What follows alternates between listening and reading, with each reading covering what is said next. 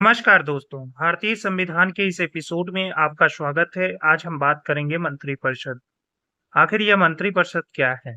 भारतीय संविधान में इसका वर्णन कहाँ है?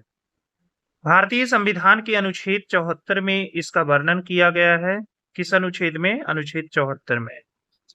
प्रधानमंत्री की शपथ लेते ही मंत्रिपरिषद का गठन हो जाता है। प्रधानमंत्री जैसे ही शपथ लेते हैं, मंत्रिपरिषद का गठन हो जाता है। इसके पश्चात इसे मंत्रिपरिषद का विस्तार कहा जाता है। इसके पश्चात मंत्रिपरिषद का विस्तार कहा जाता है।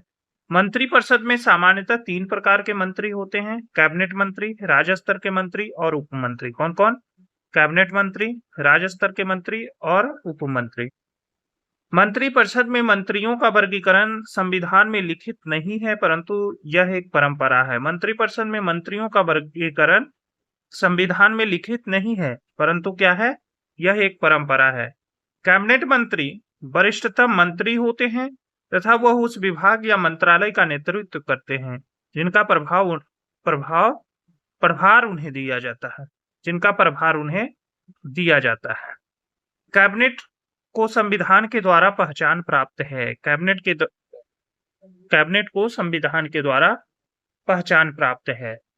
संविधान के अनुच्छेद 252 में, किस अनुच्छेद में? 252 में यह प्रावधान है कि राष्ट्रपति मंत्रिमंडल या कैबिनेट के लिखित परामर्श से ही आपातकाल का घोषणा कर सकता है।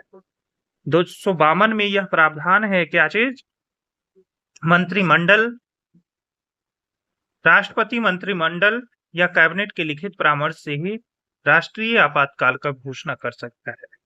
44वें संविधान संशोधन 1978 के द्वारा इसे सम्मिलित किया गया था। पहले ऐसा नहीं था। राष्ट्रपति जब चाहे आपातकाल की घोषणा कर सकता है, परंतु ऐसी परिस्थितियां 1976 के दौरान हुआ था, यानी प्रधानमंत्री इंदिरा गांधी के काल में।